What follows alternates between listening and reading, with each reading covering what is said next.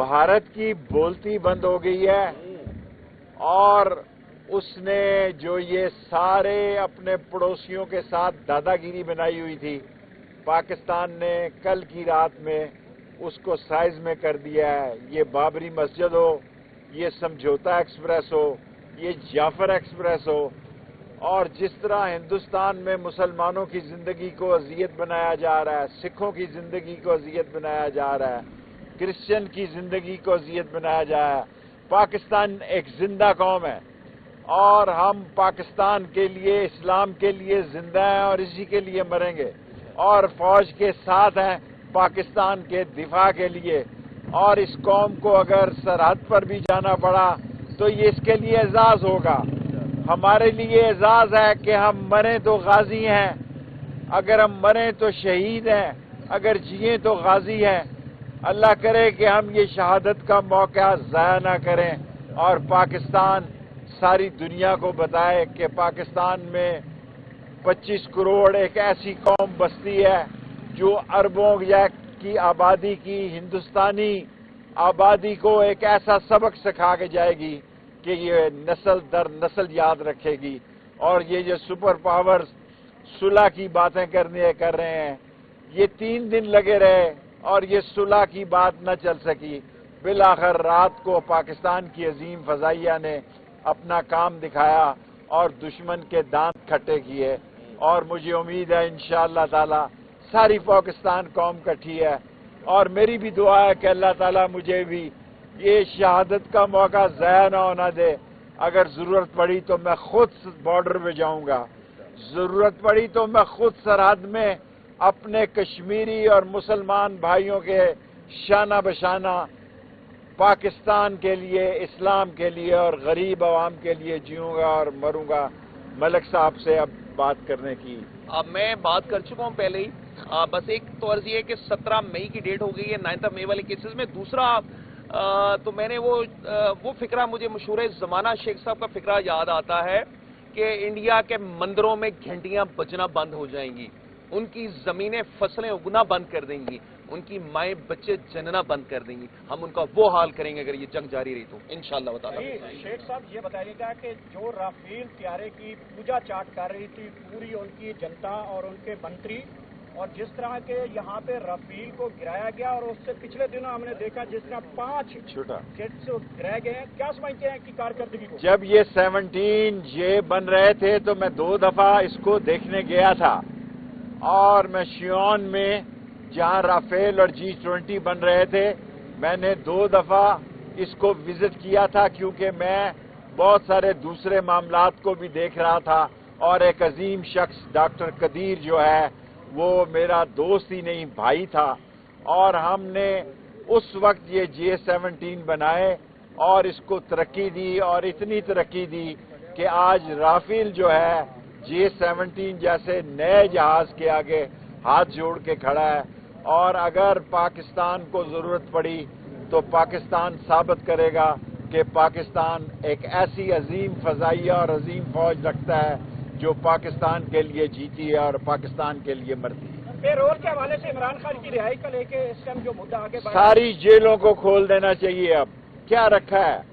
یہ ملک صاحب ہمارا کیس لڑتے ہیں، یہ ILF غریب بچوں لوگوں کا کیس لڑتی ہے، ہزاروں لوگ جیل میں ہیں۔ کھولیں جیلوں کے پھاٹک، یہ ہمارا پاکستان ہے۔ ہم جائیں گے ہجوری، ہم جائیں گے کوٹلی، ہم جائیں گے نیل آباد، ہم جائیں گے نیل، ہم جائیں گے تاؤبٹ، ہم جیئیں گے مریں گے آپ کے ساتھ۔ اور بند کریں یہ سارے ناٹک جو بنائے جا رہے ہیں، اور کھولیں جیلوں کے دروازے اور سب کو رہا کریں۔ بھارت کی بولتی بند ہو گئی ہے اور اس نے جو یہ سارے اپنے پڑوسیوں کے ساتھ دادا گیری بنائی ہوئی تھی، پاکستان نے کل کی رات میں اس کو سائز میں کر دیا ہے۔ یہ بابری مسجد ہو، یہ سمجھوتا ایکسپریس ہو، یہ جعفر ایکسپریس ہو، اور جس طرح ہندوستان میں مسلمانوں کی زندگی کو اذیت بنایا جا رہا ہے، سکھوں کی زندگی کو اذیت بنایا جا رہا ہے، کرسچن کی زندگی کو اذیت بنایا جا رہا ہے۔ پاکستان ایک زندہ قوم ہے اور ہم پاکستان کے لیے، اسلام کے لیے زندہ ہیں اور اسی کے لیے مریں گے، اور فوج کے ساتھ ہیں پاکستان کے دفاع کے لیے۔ اور اس قوم کو اگر سرحد پر بھی جانا پڑا تو یہ اس کے لیے اعزاز ہوگا. ہمارے لیے اعزاز ہے کہ ہم مریں تو غازی ہیں، اگر ہم مریں تو شہید ہیں، اگر جئیں تو غازی ہیں. اللہ کرے کہ ہم یہ شہادت کا موقع ضائع نہ کریں اور پاکستان ساری دنیا کو بتائے کہ پاکستان میں 25 کروڑ ایک ایسی قوم بستی ہے جو اربوں کی آبادی کی ہندوستانی آبادی کو ایک ایسا سبق سکھا کے جائے گی کہ یہ نسل در نسل یاد رکھے گی. اور یہ جو سپر پاورز صلح کی باتیں کر رہے ہیں، یہ 3 دن لگے رہے اور یہ صلح کی بات نہ چل سکی. بالآخر رات کو پاکستان کی عظیم فضائیہ نے اپنا کام دکھایا اور دشمن کے دانت کھٹے کیے. اور مجھے امید ہے انشاءاللہ تعالی ساری پاکستان قوم کٹھی ہے، اور میری بھی دعا ہے کہ اللہ تعالیٰ مجھے بھی یہ شہادت کا موقع ضائع نہ ہونا دے. اگر ضرورت پڑی تو میں خود بارڈر پہ جاؤں گا، ضرورت پڑی تو میں خود سرحد میں اپنے کشمیری اور مسلمان بھائیوں کے شانہ بشانہ پاکستان کے لیے، اسلام کے لیے اور غریب عوام کے لیے جیوں گا اور مروں گا. ملک صاحب سے اب بات کرنے کی اب میں بات کر چکا ہوں پہلے ہی. بس ایک تو عرض یہ ہے کہ 17 مئی کی ڈیٹ ہو گئی ہے 9 مئی والے کیسز میں. دوسرا تو میں نے وہ فکرہ، مجھے مشہور زمانہ شیخ صاحب کا فکرہ یاد آتا ہے کہ انڈیا کے مندروں میں گھنٹیاں بجنا بند ہو جائیں گی، ان کی زمینیں فصلیں اگنا بند کر دیں گی، ان کی مائیں بچے جننا بند کر دیں گی. ہم ان کا وہ حال کریں گے اگر یہ جنگ جاری رہی تو انشاءاللہ تعالی.